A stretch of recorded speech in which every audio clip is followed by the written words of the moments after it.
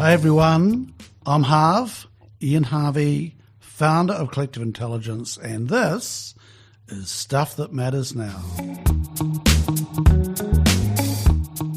Welcome back, Rod Oram, to our annual chat 2022, and I was reflecting back that every year we do this, the year goes dreadfully since we've been starting this, and maybe we were responsible, but or maybe we're not. Don't know. But anyway, Rod, welcome. It's lovely to be back. Thank you. Happy New Year to you. I feel that my role in the world is incredibly minor. Therefore, there's no way I could claim any responsibility for what's going on now. Well, there have been rumours, Rod, and people have been complaining, but there you go. It's it might not be all your fault. So we are in Auckland, beautiful day here in Auckland, and we have commandeered some offices in Spider Tracks and Iron Bank in downtown Auckland because so many other meeting rooms are closed. So shout out to Spider Tracks for letting us use the space. Rod, there is a lot to talk about. Can I just say something about Iron Bank? Because I've now been a resident of Auckland for now almost 25 years. And it's very exciting to see how the city has developed in that time, and it's something that's accelerating.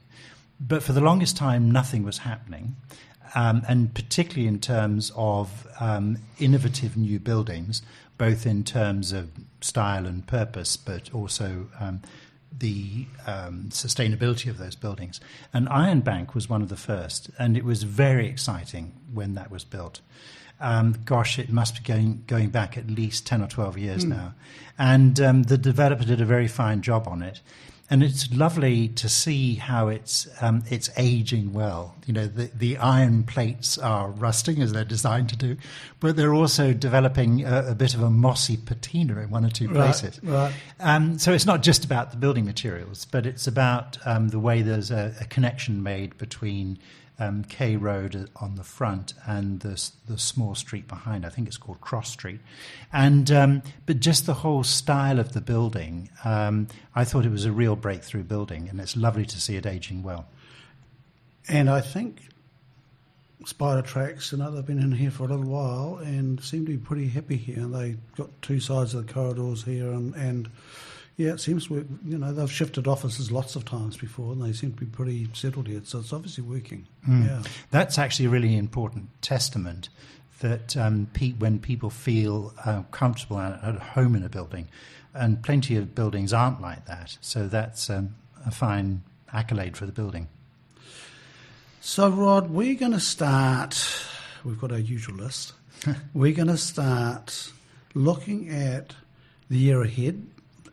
Obviously touching on last year as well at some point, but why don't we just open up with the year ahead, 2022, here we are, beginning of January. How do you see it? We've got Omicron just on our doorstep now. How do you see things unfolding this year? I'm going to start it with a global picture first, because that's obviously the context in which we work. And it's completely fascinating what's going on in terms of how economies are recovering and then faltering again. So the most recent news has been a very significant slowdown in China again. And the Chinese, just last night, President Xi was telling people virtually online to Davos that, do not start putting up interest rates. The economies aren't strong enough. It was a really interesting comment for him to make, and making a bit of an unusual plea for a Chinese leader for that kind of concerted, or rather somewhat more coordinated economic response by countries. So that's very much on my mind. A part of that, of course, is about the threat of inflation. For example, in the US, we're about to get a number for the latest inflation figure there. It's going to be at least 7%. It's the highest inflation in 40 years. But my concern is that too much of the analysis of that harkens back to those 40 years ago when economies were very, very different from what they are now in terms of the technology we use, how much more is online, how infinitely scalable some businesses and technologies are. I mean, it just goes on. And I think we need to be very careful as we go into this interesting period of rising prices to make sure that we are trying to apply modern economic thinking and practice to what's going on rather than dusting off ideas from 40 years ago. And so that's very much on my mind. I remain in the camp that this is going to be at least a relatively transitory period of inflation. I think we can still identify factors over the last couple of years as to why prices are high now and make a case for why they would start to come down again. And similarly, allied with that is about the whole question of supply chains.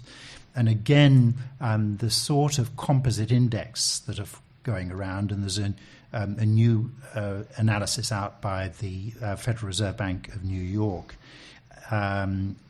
just in the last couple of days, because they run a very good composite index of global supply chains, to suggest that the pressure on supply chains is beginning to ease and things will settle at a different kind of structure and price and rhythm to supply chains pre-pandemic. But again, I would be fairly optimistic about that. But these are all very big factors that we're dealing with, and not the least of which is our continuing efforts to escalate our response to climate, and I'll come back to that as a separate case. But that means for us and then of course there's COVID, and quite where Omicron's going is very hard to predict. So coming back to us here in New Zealand, our economy has done an awful lot better than many other economies over recent years, and I'm in no way in saying that minimising the negative impact that many people have suffered in this. I'm not trying to make light of that at all. But I think that there is an ongoing strength and resilience in the New Zealand economy, which is good. And so I think that from an economic point of view, we're going to be tracking pretty well through this year. And in terms of COVID, it's clear that with each new variant, it is so different from the one before it that how we respond to it needs to be different. And certainly this time around, I would be very surprised and think it a very bad move if the government tried to do a lockdown again. I think that lots of people feel that, and I with them on this, that that's no longer the right response, especially because of the nature of this variant in terms of the speed it spreads, but also the impact health-wise of it not being quite as severe. So I'm hoping that we will see the government come up with a sort of a new iteration of our COVID response that's right for Omicron, and that it will be a challenging year. But one of the lessons I learned in my 2 months overseas last year in October and November, up mostly in the UK, was how interestingly countries respond to COVID, each finding its own response. There's various elements of good practice, obviously, but how you put that together and varies from country to country, how well people respond to that varies from country to country. But despite quite heavy case loads in October and November in the UK, the economy was still functioning, as was society. And COP26 in Glasgow was 40,000 people. By all accounts, this is still anecdotal evidence. I don't think there's been an official response from the United Nations. And there seems to have been a very low incidence of new cases as a result of those 40,000 people meeting. There were quite strict protocols. We had to be tested every day before and show the negative test before we could get through security. People were very good about wearing masks, all that sort of thing. But I think this will be another year where we will get better at knowing what we need to do to stay as healthy as we can, but also as productive as we can. Rod, I'm just going to go right back to the USA inflation and the new economic responses. We've got new economists emerging now. Kate Raworth, you've got Mazzucato. Are those economists having any impact on our future yet? They are in structural terms.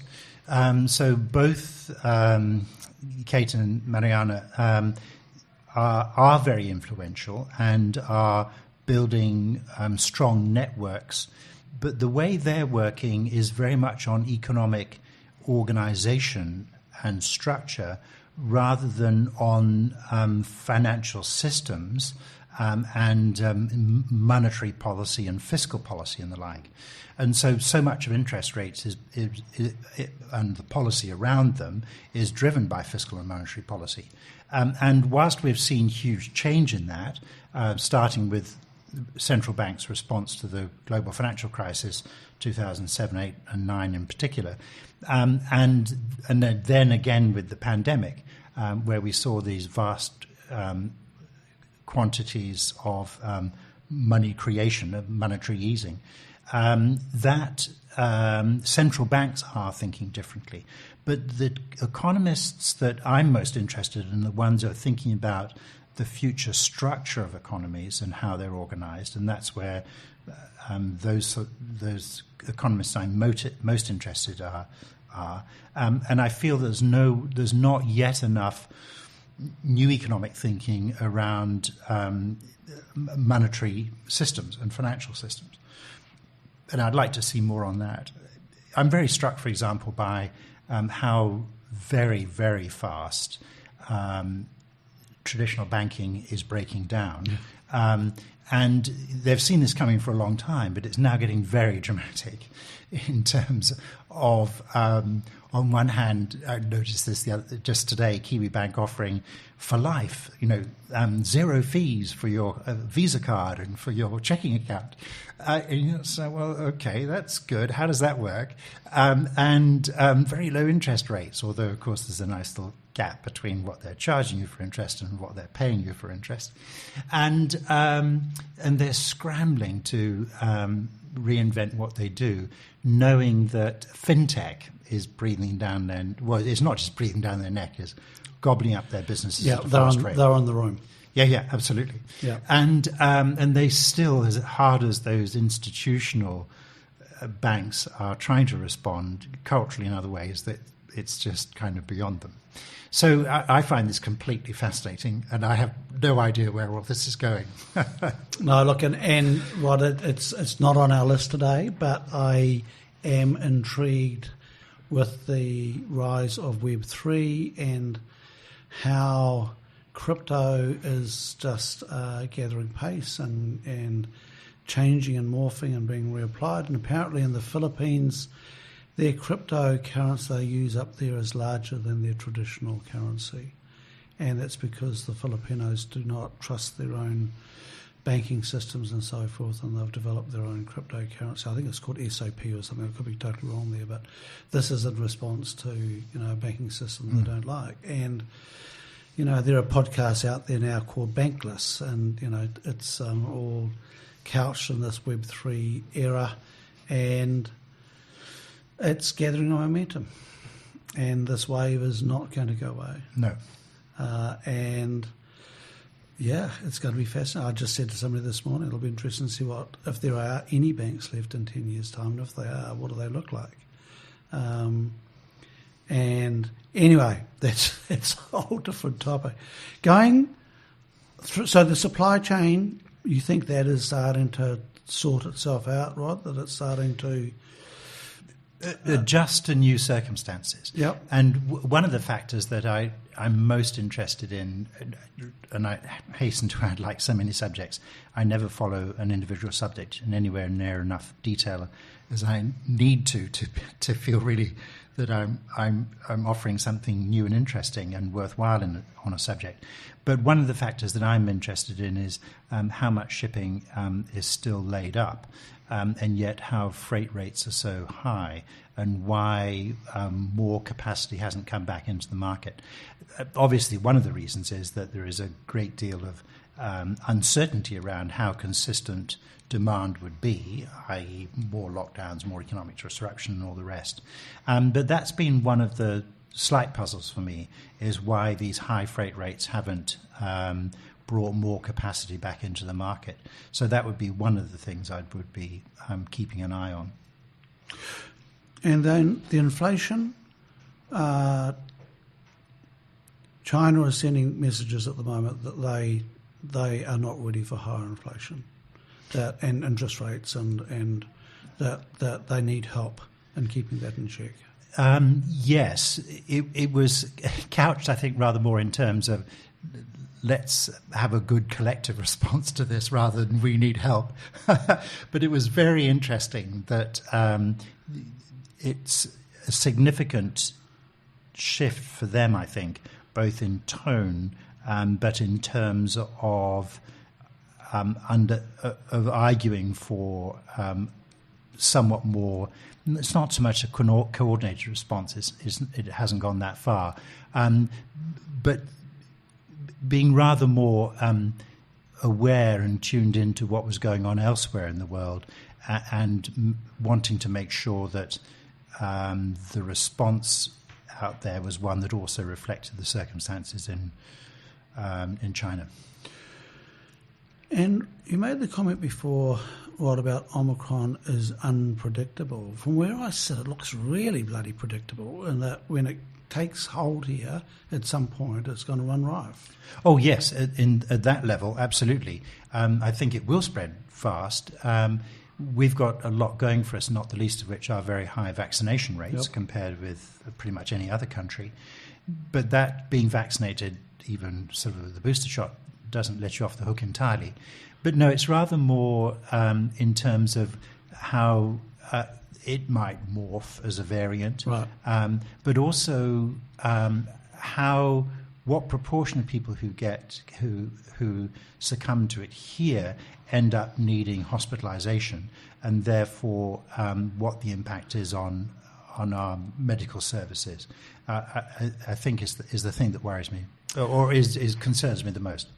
And Rod, a lot of people don't realise just how much stress already the system has been under. Why people, just shifting patients between wards in the last 12 months has been, twice as much work between hospitals and other hospices, and whole, the workload has been phenomenally high. So they were already under stress before this thing's really taken hold. So, resiliency, I don't think is going to be particularly high either. It's going to be interesting. The economy in New Zealand has held up because of our farming system in New Zealand, Rod. Why has it held up so well? It's held up across the economy. And with all due respect to the primary sector, and I'm talking about the whole primary sector here, not just farming, I'm talking about forestry, fishing, the whole bit, you really struggle to get beyond 15% of GDP. Mm-hmm. I'll come back to what a large share of export it is.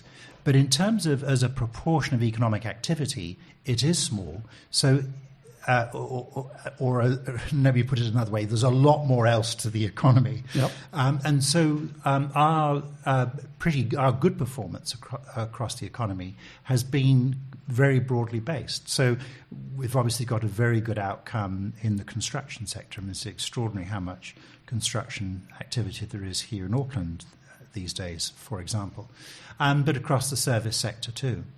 So the economic strength is across all of the economy, not just the primary sector. Yes, the primary sector is important in terms of exports, particularly with essentially foreign exchange earnings from international tourists being zero after over many years changing place from time to time, with dairying as the number one export earner. But again, exports are only a small proportion of economic activity overall. So I think it's really important to keep that in perspective. So it's a story about strength across and resilience, definitely the resilience across the whole economy. Rod, how are we doing with the housing build at the moment? How far behind? How many more houses do we need to build Because I thought we were making some progress there. Oh, yeah. The current construction levels in Auckland are running at something like 4 times what they were at their at the long low in construction activity. And I mean, one day somebody will shed some light on this, and I'm not going to go back and try and work it out myself. I'm still really puzzled by why house construction activity was so low. I know that there were, all sorts of frustrations with consenting and everything else. That's true. And these days it seems that you can do pretty much whatever you want anywhere in the city, more or less. And so there are factors like that. But it is a really impressive increase in activity. But I do have some real reservations about the quality of what's being built. I'm sure some of this isn't good quality. I'm a lot more optimistic about the urban form and how that's changing, so that it's really good to see well-made, well-designed and well-made apartment buildings be built. There's a very interesting new sector developing in build-to-rent. And Oram has been doing here in Auckland's been doing a great job on apartment, the real groundbreaker in terms of being at the forefront of apartment building now for over 10 years, and now also beginning to build in that build-to-rent market. So I think that's really good in terms of urban form and in terms of a greater density of population. Because as a city, we are less dense in terms of people per square kilometre than Los Angeles, for example. And that's including just the built area, not the sort of the unbuilt area in the vast Auckland council boundaries. So, yeah, there's lots of good stuff going on. So moving to the farming opportunities, right, let's move on to that. What do you see, because you've been very vocal in this space for some time around opportunities and frustration. What are the opportunities you see for the farming sector in New Zealand? The New Zealand farming sector has all the basic attributes and raw materials, if you like, the resources it needs to be at the real forefront of some really important developments in food and nutrition. So what we're seeing worldwide is a very big shift in diets, and it's not entirely driven by people thinking about the climate. People are also thinking about animal welfare and health issues and all the rest. So we're seeing more diversified diets. We're seeing a big technology change too, with a lot more sources of nutrition coming not from on-farm, but through new forms of food technology, such as obviously growing meats from stem cells, but also bio-brewing, the likes of a milk equivalent. So there's those very interesting technology things going on, because we've got a lot of people to feed, and we need that diversity of diets, and we also need that diversity of technologies. But a subset of that is going to be what we could call traditional food or a very natural food. But for that to be a real contender, it's got to offer more than just good nutrition. It has the opportunity to offer people something more than just the good nutrition, which is to offer a positive environmental impact. So those new technologies... As well. Yes, absolutely. Yeah. So those new technologies can get you down to zero negative impact in terms of how that food's produced, but they can never go positive. But if you farm right, you can deliver very nutritious food, but you can also deliver a very positive economic impact, environmental impact. And that's the unbelievably good opportunity New Zealand has. Because as a country, we have the largest stock of natural capital per capita in the world, outside the big oil and gas nations, so the World Bank tells us. So we've got an enormous amount of natural capital, and the way we have farmed so far has seriously depleted those ecosystems, but there are plenty of ways to farm that help those ecosystems regenerate. So you're not only delivering great food, but you're also helping those ecosystems to recover. And I think that's going to be one of the most valuable things that farming can offer. Other people can offer food, not all of it, but some of it, but only farming the land in a way. I would also apply the same issue to oceans as well, and how we recover and help marine ecosystems develop too, regenerate too. But only working with the land and working with the sea, working with rivers, working with soil, can we deliver those ecosystem benefits.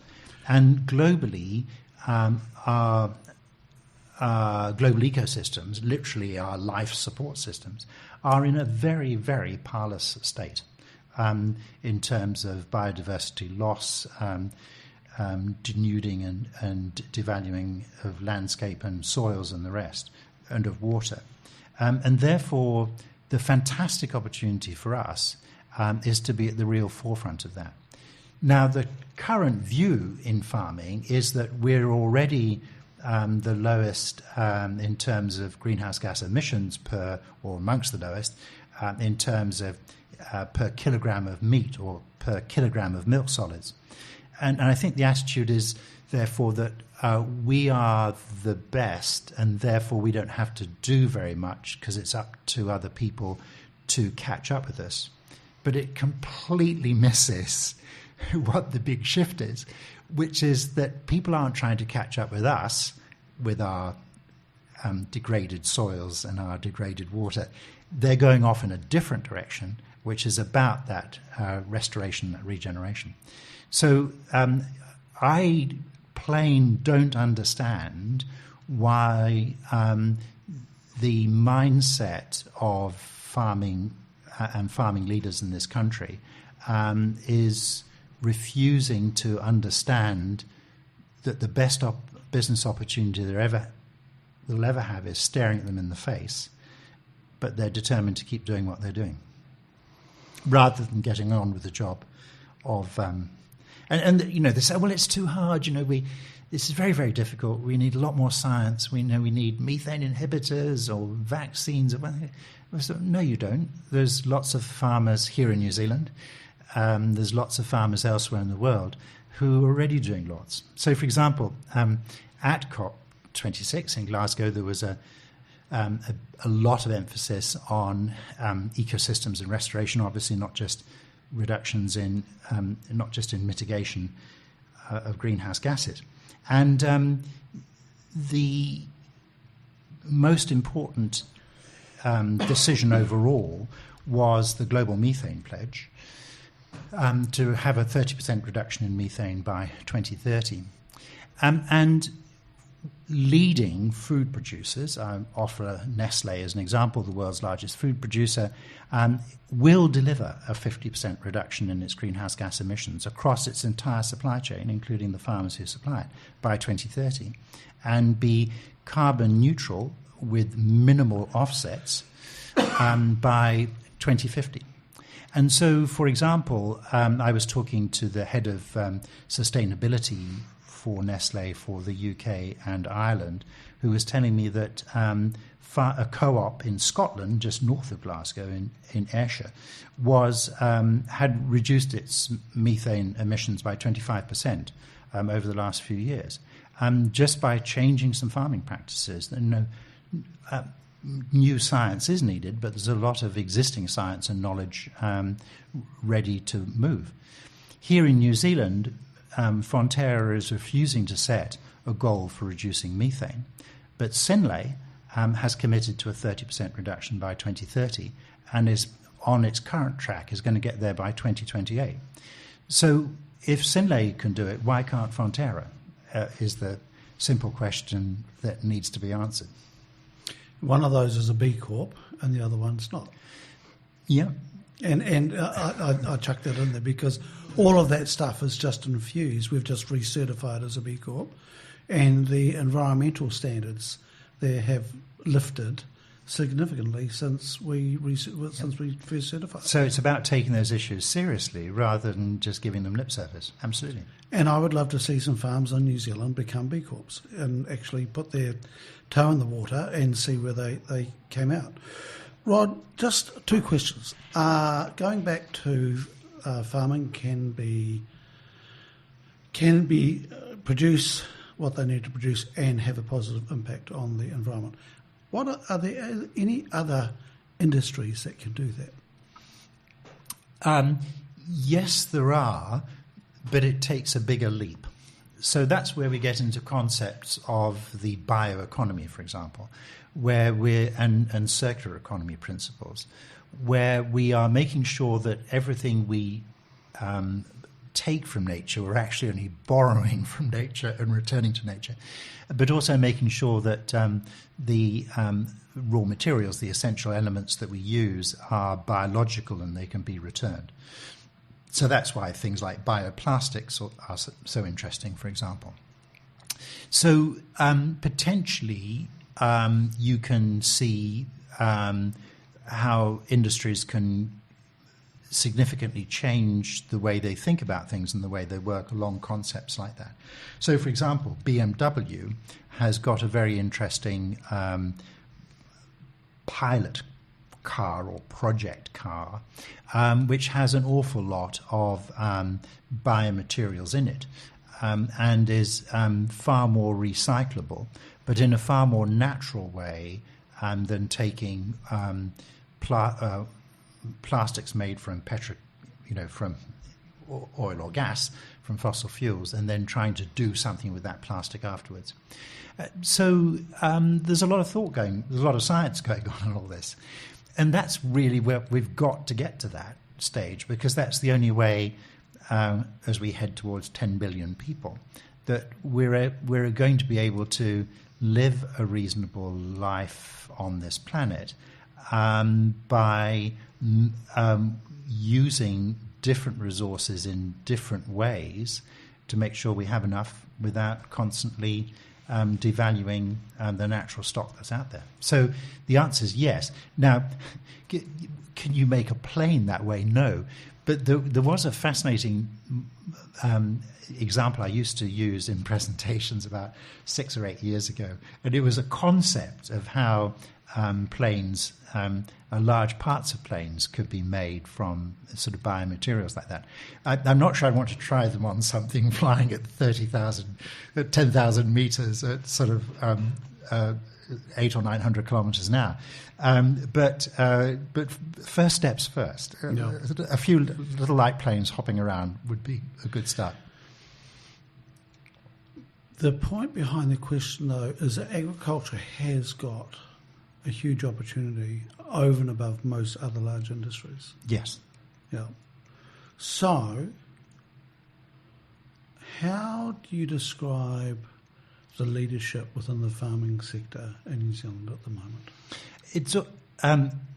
It's no different from how it's been for a long time in terms of extremely resistant to new ideas and also extremely resistant to acknowledging current shortcomings. I'm now 25 years old as a New Zealander, almost. Come March, I will be. And if I go back 25 years when I arrived in the country of March 97, it was very interesting to see how innovative farming was at that time. Obviously still very much shaken and stirred and catalyzed by the brutal economic reforms, which at that point were, barely a decade or so old, and a massive shock to the farming sector. But I'm astonished at how that spirit of enterprise has disappeared, and that so much effort going on in farming is about either flogging existing farming systems that have absolutely hit the wall, or believing that a little bit of incremental change and tweaks here and there will somehow give those models another last gasp, whilst ignoring this amazing reality, both of what the problems with the farming systems are now, but this fantastic opportunity to remake those. And I'm really puzzled by that, and it's going to be a large part of my work over the next couple of months, is to just ask lots of people, lots of questions about who sets the agenda, who are the thought leaders who have led farming in this country up this completely blind alley in a place of dark denial, and also a serious loss of confidence, I think. I'm not surprised by the lack of confidence, because you see all these pressures building up and nobody's coming up with the answers. So I think there's a loss of confidence. But this is not the farming community that I first encountered here 25 years ago. Right, it was fascinating to watch the demonstrations, the groundswell demonstrations this year. And when I was growing up as a farmer, we used to laugh at the French farmers protesting and getting in their tractors and going to town to protest to the government through those periods of 95, 97, because they still weren't easy years, but we had survived, and we knew we'd survived, and we're rapidly building on that foundation. But we used to laugh at the farmers, and I couldn't help think this year that seeing all those very flash tractors driving into town, and the loss of confidence thing is something that I hadn't thought of before. But I struggled with it, Rod. I struggled thinking, what do you want to change? You know, what is it that they're actually protesting against? And it was interesting seeing people saying our land is being stolen, we're not understood, the ETS scheme is too harsh. There was a whole raft of things. They all seemed little things. And I couldn't think of any one big thing, or that we were out of sync with the rest of the world. I don't know, it felt really uncomfortable. I think it's, as I try to work through this and understand it, I'm very mindful that there's, as there is on any issue in life, there's a wide range of responses, and so there are varying degrees of frustration because there is a lot of complexity here. The government is doing, this on water and that on climate and this on the other, and the whole thing is very poorly coordinated. I understand all of those frustrations, but I think it's really important to understand that the people who are out protesting, I believe, are, as is always the case with protests, is a small proportion of people. Now, there'll be some people out protesting who are not protesting, who are sympathetic with those who are. So you do get this sort of range here. But at the other end of the scale, there are farmers who feel as full of ideas, and they are implementing them, and they're having a big impact positively on how they're farming, and they're feeling so much better about their farming, and they're confident and they're buoyant. And I just sort of feel that farmers just need to do what they've always done, which is to look over their fence and see what the best amongst their neighbours is doing, and take heart from that, and to understand that, yeah, change is necessary, but that's a human condition. We've all got to change an awful lot, otherwise we're not going to get through this huge jam humankind has got itself into. But don't panic, don't get depressed about it. Figure out what's going on, seek advice, gain confidence from the people who are around you who are responding brilliantly to this. And there are people like that in New Zealand. So I just think it's almost as though there's some kind of this is a really unjournalistic, a very unscientific thing to say, but there's there's this mood seems to be really dogging a lot of farmers, and that's true for all of us. We all get bogged down in things, but it just needs something that changes that. That they look over the fence, they see something positive, and say, "Oh yeah, I could do that," and just start the journey. So I had the great privilege of being invited down to Lake Hawea Station in beginning of December to the farm there owned by the Rosses and family operation who have bought the farm recently. And right, it was just wonderful to be in that environment, which they've embraced regenerative farming. They're measuring their carbon. They're 2 times carbon positive, so they sequester twice as much carbon as they produce. You could say it's an easy farm to do it on because it's so extensive. However, everything had been monitored. Everything, they're producing food and fibre, and they are looking after that environment phenomenally well. And it surprised me how many people it took to do that. So there was a lot of people involved on the farm, a lot of qualified people involved in the farm, and it's a business. And I just found it a really stimulating environment, and lots of young people involved, lots of well-educated young people involved. And the thing with the Ross family is that they've got they created 42 Below, the vodka company, and other so forth. They've got an entrepreneurial mindset, but they work hard, right? That was the thing that really struck home, was how hard everybody was working, and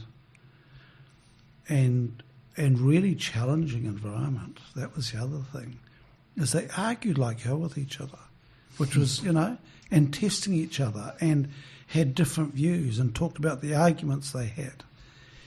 And I thought it was very stimulating and interesting. And locally, they've got lots of people who are really challenged by it. And they found that disappointing, I think. But, it was, for me, it was just a tonic to see this new style and scale being operated. Yeah, it was wonderful. They are doing a very good job, and it's this extraordinary night and day thing of you can work incredibly hard flogging yourself and a failing system and exhausting yourself and the system in the process, or you can work very hard trying to develop a new system. And so that's the dichotomy there. And they are doing a really good job. I'm a big fan of them. However, or rather, in addition, the big challenge for all farming globally is that methane has to be reduced. And that it's all very well to sequester the carbon dioxide equivalent of that methane, but it's really important to understand how damaging the methane is. It's an extraordinarily potent gas, far more than, in terms of climate warming potential, than carbon dioxide. And yes, it's shorter lived, but it does an amazing amount of damage while it's around, which is the most important thing about, as I said, about COP26, I felt, apart from, in addition to the broader movement to bigger commitments and more reporting and more transparency, that was the Global Methane Pledge. Because we are in such a jam with greenhouse gases that we have to reduce methane very fast, because that gives us a bit more time to keep working on the carbon dioxide. This is not let carbon dioxide off the hook at all. Yep. But dairy and meat farming in New Zealand has to get to very low methane. And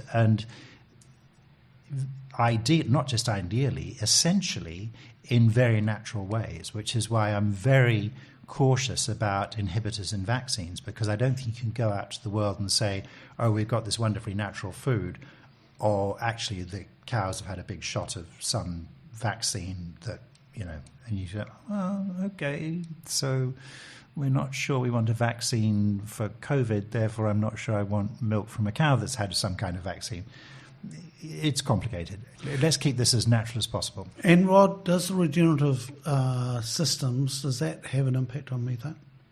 Yes, absolutely. And so the examples that we can quote from farming here in New Zealand, the sort of experience that Synlace farmers are having, the sort of experience those Nestle farmers, an independent co-op supplying Nestle from Scotland, but those are all examples. And I do appreciate people go, oh, regenerative is just another buzzword, what does it mean? I think it's really important, and it's not codified. We don't know what that, how to define it and all the rest. I think it's really important that there are some words we use that we're using them because they tell us about a very important concept. So the concept there is we're working with those ecosystems, those natural systems, in ways that they can recover and regenerate, develop greater resilience. There will be multiple ways we'll do that and measure it. So don't get hung up on the word, just understand the central concept at work, which is we're trying to make those ecosystems healthier and more productive and more resilient, particularly for things like climate change, and more biodiverse and all the rest than they are now. It's just the same as saying, well, we believe in a democracy, but you and I, and if we had 5 other people in the room, we'd have 7 different views about what exactly do we mean by democracy and what's good democracy and what's not. But we understand the central concept there. It's about people having a say in how the place is run. So that's why I just always stress that we're not using regenerative as a scientific term. We're using it as a very strong conceptual term to help us understand what the task is and what the huge benefit is for getting that right. Rod, thank you for that. That's a nice definition that I can sort out in my head, because you hear people say, it's not defined scientifically enough. When is it regenerative? When is it not? And they wanted to put it in this lovely box, because I think it's really important that it's not put in the box. Because talking to Jeff, some of the things they were doing, what we were doing, we shared ideas, 2 totally different environments, 2 totally different ways of incorporating and practicing, and that's how it should be. Biology is a really complex thing and needs to be practiced differently all the time. Yeah. So the democracy analogy is a really good one, because we all practice it differently. Rod, you mentioned COP26. So last year you started planning to head up there, and you managed to get there, managed to get back. Well done. What was You've been to other COP conferences? No. I have been to COP-like conferences. So I went to Rio Plus 20 in Rio de Janeiro in 2012. So in 1992 was the original UN's Rio Sustainability Conference. So Rio Plus 20 in 2012 had many elements of COP in terms of a very big government and business and civil society representation, but and very big. I think there was about 12,000 people there, as I remember. Not quite as long as a COP. I think it was about over 8 or 9 days rather than 2 weeks. But fundamentally different, because governments were only trying to agree on a declaration at the end, rather than advance a very full agenda. And it was the most hopeless final statement. There was essentially nothing about we will do this. It was about, well, we might do this, we could do that. And the person who headed up Greenpeace International at the time, a wonderful fellow called Kumi Naidu, said it was the longest suicide note in history. So it was a very early tweet, as memory serves, back then, and it sort of summed up that. So COP26 was very different because it was an extremely full agenda. And yes, it didn't achieve the ultimate goal, which was to get every country in the world making enough commitments that would add up, which would suggest that we could get to net zero by 2050. And so it failed in that sense. But it succeeded in so many others. So there was this large number of... let me back up one.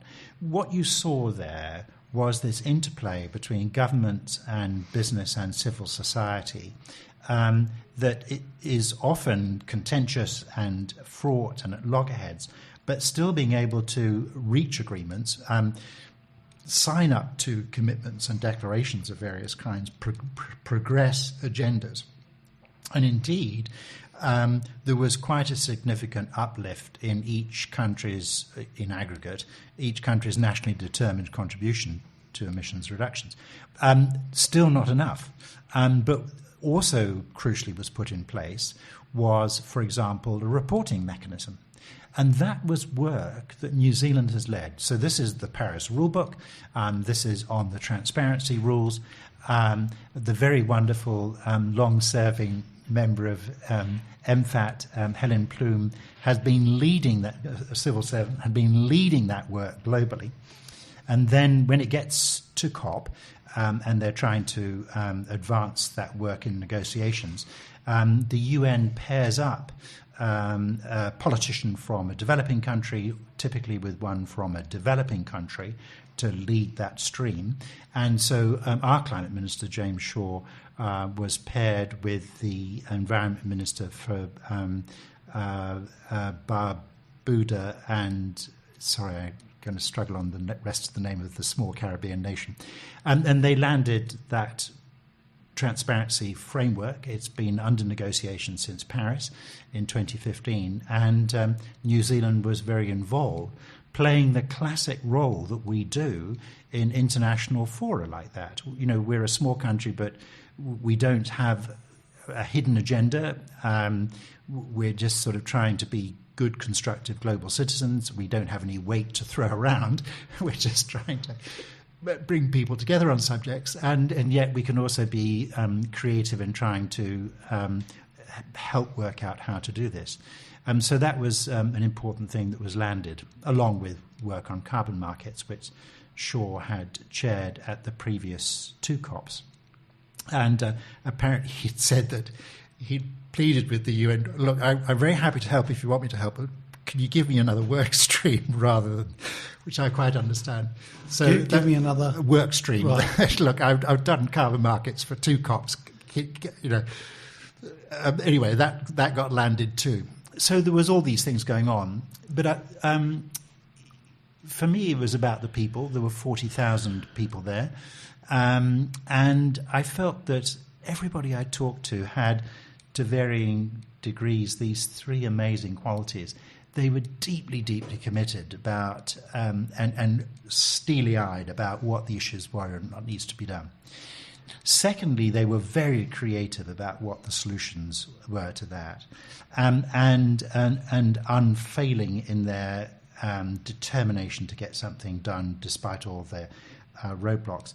But thirdly, they were seeking allies. They were looking for unusual partners, not their normal partners necessarily, to try and make things happen. And so everybody you talked to was very focused. None of this, oh, you're from New Zealand, oh, I'd love to come and visit New Zealand sometime. Wasn't the Lord of the Rings so great? It was like, yes, I will give you 10 minutes. Tell me what you want to know, and I will tell you what I know, and if you've got something to contribute to that, I'd like to hear it. So, every day these are sort of amazing opportunities to learn and understand and share knowledge. And so I found the whole exercise absolutely enthralling. very enlightening in terms of how much my knowledge improved, but also very energizing. And I've never been so productive as I was in the 2 weeks there in terms of how much I was able to put out each day for people back here. So in addition to typically about a 1,500-word piece for Newsroom each day, over the 14 days of COP, I did something like 26 live things back to New Zealand. So usually each morning and then each evening I was doing something with an audience back here, or briefly just a radio piece or something. And so it was an extraordinary experience. And it gave me... I remain very clear in my mind how difficult this all is, how preciously, dangerously short the time is, and how enormous the tasks are. But as I say, I came away enthralled, enlightened, and energized. Rod, did you get the feeling from any particular countries that they were like, we're here but we're not really into it? I can't answer that at a direct personal level because whilst I had contact with lots of people from many countries, I in no way knew how typical they were of their country. So I'm not sure how to answer that. Clearly, like any human endeavour, you have a bell curve. You've got people dragging their feet at one end, and you've got real leaders at the other, and a large bunch of people in the middle. And so it was clear who many of the leaders are, and they're not all large countries. So the Association of Small Island States has been very important for a long time, not the least, and very effective for the long time, not the least of which because they're on the front line of rising sea levels and everything else. And their voice is very strong and very influential. Obviously, the EU is very influential, but you find the wonderful thing about this is even lots of small countries find a way to make a particular contribution in particular areas. And so you'll see great leadership from small countries where they've picked an issue that's really important to them, that they feel that they can make a difference on, and they jump into that. So there's a real sense of collective leadership in that sense. And we saw from some of those countries some very young people. I have no idea what the demographics are, and I don't know whether the United Nations knows.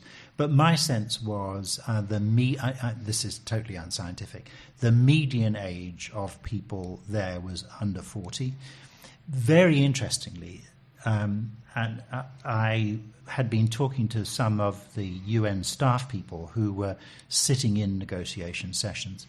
And they said it was very interesting. You would get in negotiating sessions a delegation from a particular country, and you'd have younger people in that delegation trying to move the agenda on, even in the face of resistance from their elders and the people who ultimately make the decisions in those countries. So they were prepared to be... obviously, they were doing it subtly because they didn't want to get booted out of their delegation. But I think it was really noticeable how relatively young a lot of people seemed to be. And people had prominent positions either in government delegations or in civil society organizations or on platforms, because there's an awful lot of presentations and all the rest. It was very impressive. And of course that's completely right, because those are the people who have a creativity and an energy and a commitment that those of us who are older, we have different attributes, but we're not necessarily have quite the same firepower in that sense. But we bring a perspective, hopefully not being boring about the past, but trying to be enlightening about the past and how to achieve things. So yeah, it was an amazing family of humankind event. And those kids have got a lot more at stake. Well, Absolutely. That was the thing that I found really heartening. One, they were there, seemed to be in large numbers, and they had a voice. I had wonderful conversations with a large number, a significant, the total number is small because it was a small delegation, but a number of young New Zealanders who were either in the official delegation or working indeed for major international organisations like Chatham House. And there was a wonderful Kiwis at COP26 WhatsApp message group. Right. We managed to, some of us managed to get together for breakfast on the Saturday morning at the end of the first week, which was fabulous fun, and terribly impressive young Kiwis from around the world who were there with international organisations playing a wonderful role in the way that New Zealanders can. Rod, I hear from time to time people saying that, we're such a small country, it doesn't make any difference what we do. How do you respond to that?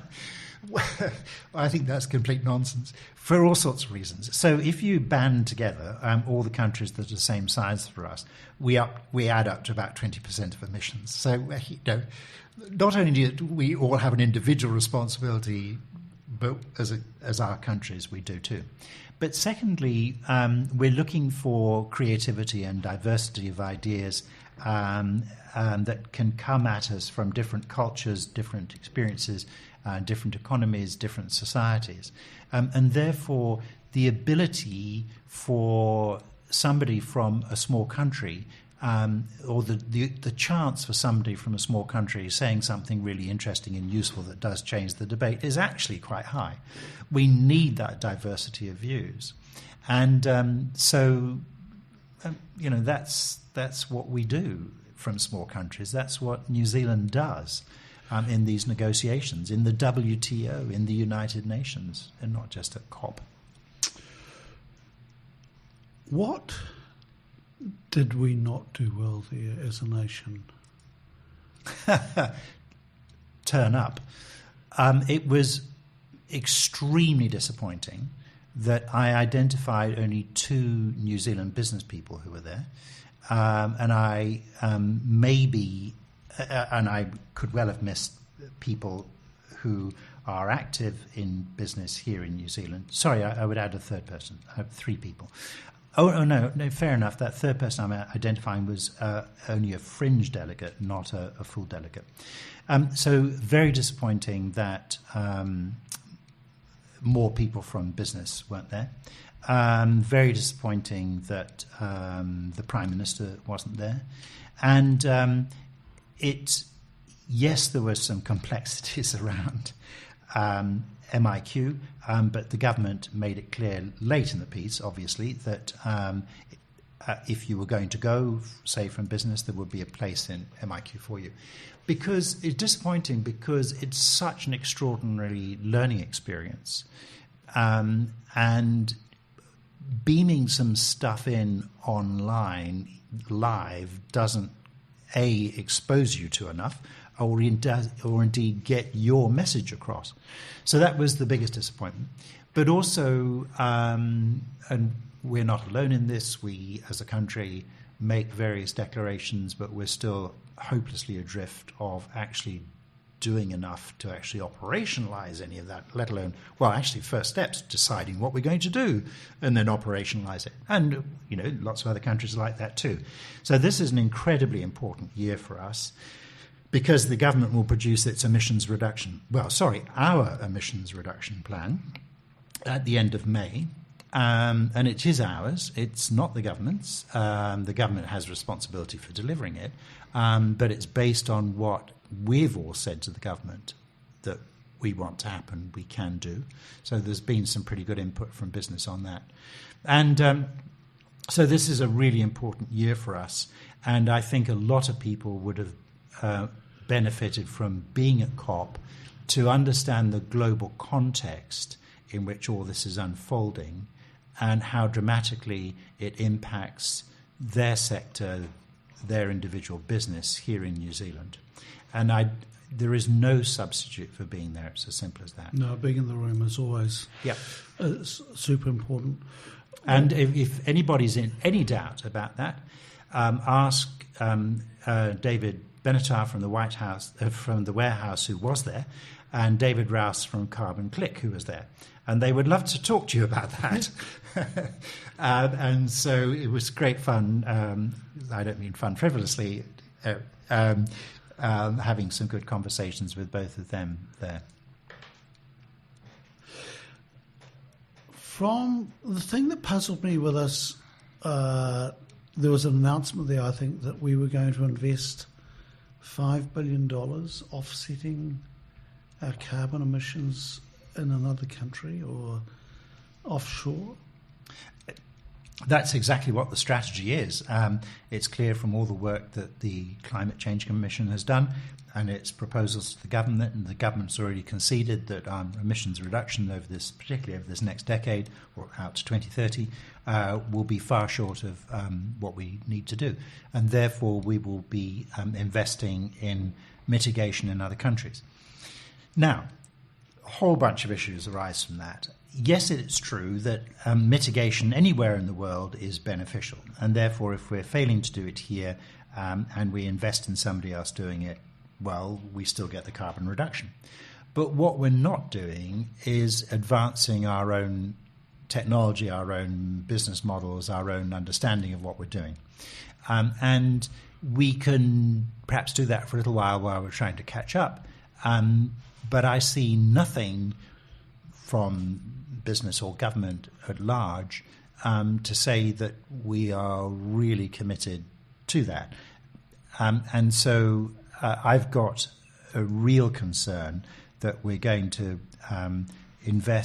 we're going to spend too much money on emissions reduction elsewhere, which will leave us with an economy that has failed to advance and transform itself anywhere near enough towards essentially a zero carbon economy. And that's terrible, because that will leave us with a very archaic economy compared with what's happening elsewhere in the world. And we are going to be, on current sort of forecasting, we're going to be one of the outliers on that in terms of being so reliant on international offsets.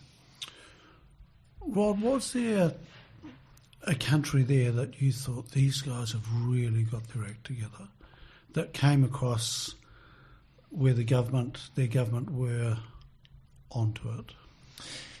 There's never a simple answer to that, because there are countries that are well coordinated, or indeed the EU as a bloc is.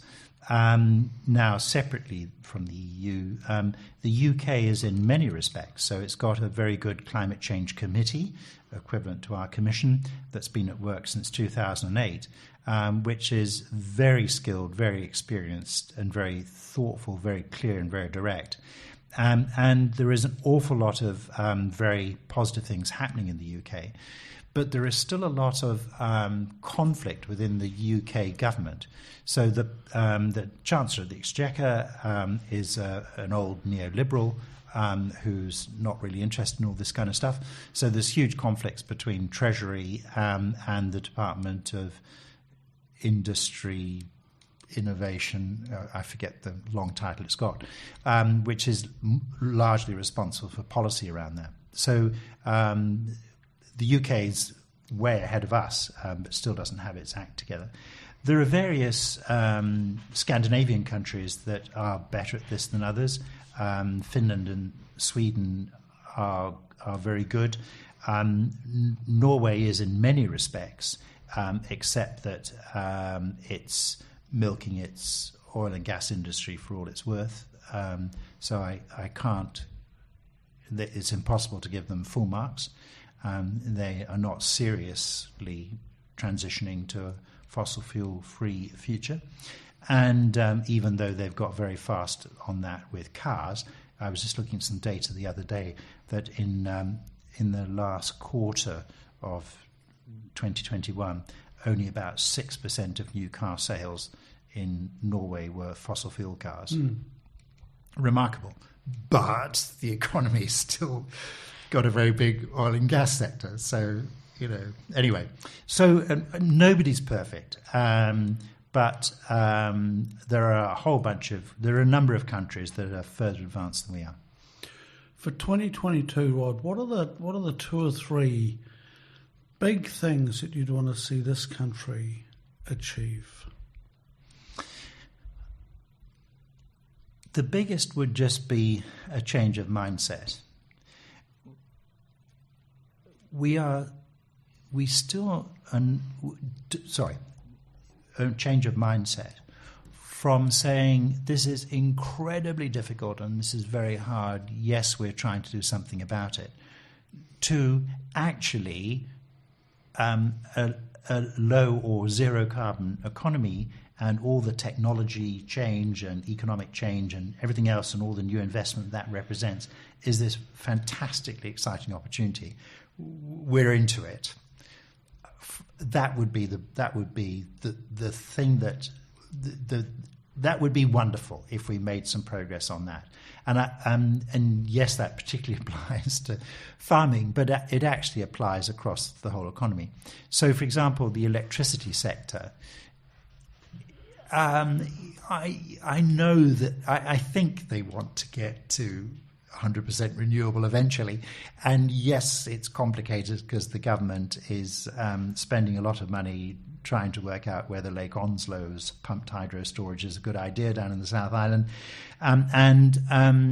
But the fundamental shift in mindset is not happening here, and it's certainly still rare overseas, which is you're making a huge mistake of sitting here in the present saying, well, this is what we've been doing.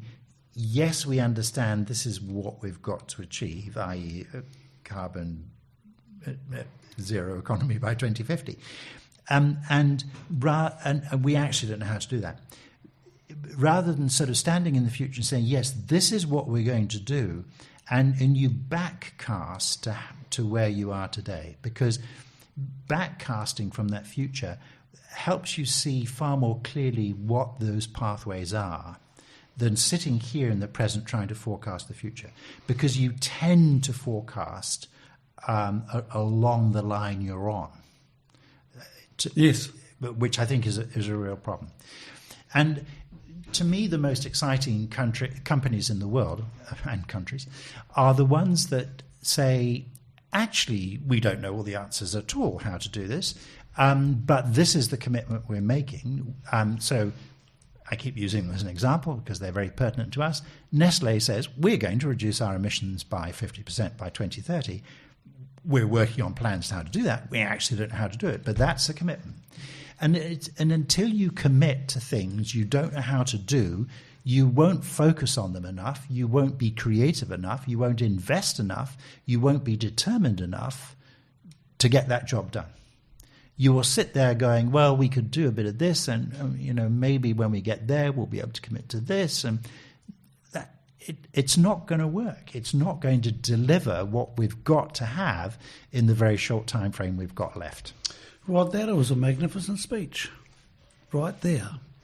And I should stop. And I mean that. Look, I'm just reflecting on the process that we've been through with collective intelligence this year. We're going through our revision work with collective intelligence. And our Maori members said, well, if you're doing a vision piece, then it needs to be 100-year plus. And I'm going, well, us honkies, we like 5 and 10-year things and lineal stuff and things we know. And they just went, no. If this thing is going to succeed, it's got to have a 100-year vision. At the time, I was like, oh, just go away. This is all too hard. But it pushed us into this wonderfully creative space, exactly what you were talking about. And we haven't nailed that yet, but we're well on our way. But it made us a whole lot bolder in who we were. And I also believe that not knowing stuff is a really good thing. But we've always been told, you've got to know stuff. Well, that's absolute bollocks, because where we're heading, we don't know what we need to have. And so giving up on that, giving up on knowing and getting excited about the unknown is a huge leap forward. Yep. So I'd hope for that, or at least some tangible progress on that this year. And where would that show up? Anywhere. It has to turn up everywhere across society. So it's not just in government or in politics or in business or in education or in the defence force or whatever. It's all of us have got to find something about that. And that's why I say it's our emissions reduction plan. We've each got to find something in it that we can identify with that we want to do and determined to work on. So it can turn up anywhere. And that, to me, is the most exciting thing about this, because that's where you get incredible creativity and new kinds of collaboration between people who might not have had anything to do with each other before. But that's where some new stuff comes from. So, yeah, anywhere. Okay. I'm going to say something completely bizarre. It's not completely bizarre. It's like saying, the Auckland Philharmonia, it's an orchestra. What's that? They're making music from bits of wood that are very old. That's unfair to a Stradivarius, or not that anybody in the APA has got a Stradivarius. You're going somewhere with this, right? Yeah, I am. Okay. But it's like, there's kind of some new music around, but we do a bit of live streaming, but we're essentially involved with just having people come to the town hall and we play for them. Well, yeah, no, that's good. I'm a season ticket holder. I love all that. But what's the wildly creative leading edge of that? They have a fantastic schools program, particularly down in South Auckland. Well, how do they bring these ideas about deep sustainability of living and music to those young people and give them a sense of wonderful? One of the most wonderful things I did last year was to, I had this is the biggest privilege of last year after going to COP, was to give a talk at the annual conference of the New Zealand Association for the Teaching of English, i.e. English teachers at schools. And I was talking about the role of the arts in our response to our climate issues, because it's not just about scientists or farmers or technologists. Our artists, whatever field they're in, will tell us extraordinary things or show us extraordinary things. Just actually over the last week, I've reread Overstory, the extraordinary book by Richard Powers that I read 2 years ago. And it had far more impact for me this time around than it did even 2 years ago, because I think I've changed over the last 2 years. The world's changed a lot over the last 2 years. And so cli-fi, climate fiction, is an amazing new genre of literature. And so I was talking to these English teachers about cli-fi, about where music is going and where the visual arts are going. So, yeah, every single one of us has something to contribute to advancing these issues. It's a nice thought, having multiple layers to that. And then takes the burden off just a few having to work it out and make it interesting. I'm always interested in little things, Rod, and one of the things that we have a place by the sea, and we don't rent it out, but we have lots of people go and use it. And what I cannot believe, and it's a very green house, and the number of people that don't know how to recycle. They don't know how to make compost. And it's something now that I'm going to have to leave instructions on how to make compost Yes. and what is recycled and so forth. And I just cannot believe that there are a large number of people who don't know the difference. And I find composting fascinating. You know, it's just it's a pastime. Rod, what subject is there anything you'd like to wrap this podcast up with? And before, I did really enjoy that. Speech, I'm going to call it, within the podcast. My soapbox. Yeah, it was that got to me. It was lovely. Oh, look, it's something I probably tell myself 10 times a day or more. Obviously, all this is hard. It is very challenging. And I have my good days and my not so good days on this. I have my good hours and not so good hours in that day on this. But it's a very simple thought. If we give up hope, it is all over, because it is only in hope that we also can be driven by fear and other things as well. But it keeps us engaged. It keeps us seeking for answers, for people to work with, for insights, for new ways of doing things. So it's something I have to tell myself often, every day, is about keeping up that sense of hope. Not a futile hope. You know, I'm always looking for real concrete things that justify that hope. But as I say, it's quite simply comes down, for me personally, that if I ever felt that I lost that sense of hope, then I feel that my life would be a lot poorer for that. It would certainly be my world would implode, I think, around into a sort of a dark, confined space in terms of that sense of there's no way out of this, there is no hope. So yeah, that's how I just respond personally, is just trying to, working with people or constantly seeking, those little seeds of hope, of which there are plenty out there. And you just have to keep looking and then plant them and see where they go. And it's amazing. It's wonderful. And the wonderful thing is, and luckily for us, Rod, is that the world is able to regenerate itself. And when we give nature a chance, it responds very quickly if we allow it.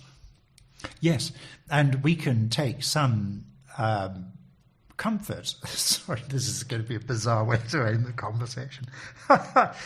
If we humans, fail to get this right, and our numbers plummet because the world's changing very fast, we're not trying to save the world. The planet will morph into something else, as it's done repeatedly over 4.5 billion years. The planet's fine.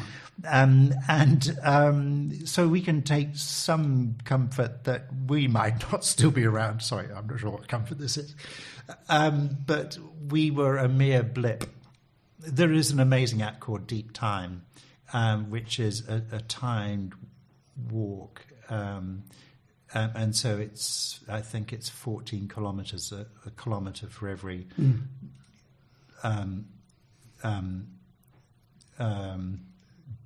billion years since the Big Bang. And there's lots of reflections about what is happening over those 14 billion years, or that 14-kilometre walk. But humankind is in the last few centimetres of that walk. And I think we need a little more humility about our place in the greater scheme of things. What a very positive note to finish on. That's a jolly difficult place to end. Yes. I think that we should stop before Before we even get I black dig out. a deep hole after the Big Bang. Rod, look, good luck for the year. Any more trips planned? No, not at all. I am thinking about COP27 at the far end of the Sinai Peninsula in an Egyptian resort built by the Red Sea there. I don't know whether I will go. I don't know whether it's going to be practical. I obviously would love to go because it would be another extraordinary experience. But so far, I haven't even begun to think about that yet. It's on. I will think about it. By Easter, I'll have a bit more of a thought about that. Rod, thank you for your time. I always enjoy sitting down at the beginning of the year with you and just it's not chewing the fat, but chewing the fat. And I love your breadth of knowledge and being able to dig into that. And so thank you for your time. I never take it for granted. I'm always very pleased when I ask you that you say yes. So it's not something I take for granted. So, Rod, good luck for the year ahead. And I hope to see you again this time next year. Oh, absolutely. And well, thank you for the chance for a good old chat. Always important. And it is a lovely way to start the year because after having a bit of downtime, it's about sort of like getting back on my bicycle after a long time of not. It's like, have I forgotten how to pedal? Obviously, I haven't. But it's a good way to get the juices flowing. Rev up for the new year. Excellent. You've just been listening to an episode of Stuff That Matters Now, brought to you by Collective Intelligence. I hope you enjoyed listening to the fun stuff, the rugged stuff, and the complete stuff-ups that have helped this particular Collective Intelligence member evolve while making the world a better place. Do check out our Stuff That Matters Now podcast series on your favourite podcast provider or visit our website www.collectiveintelligence.co.nz to get links to new episodes. Contact us if you want to learn more about how we can help you evolve yourself and others. Thanks for listening.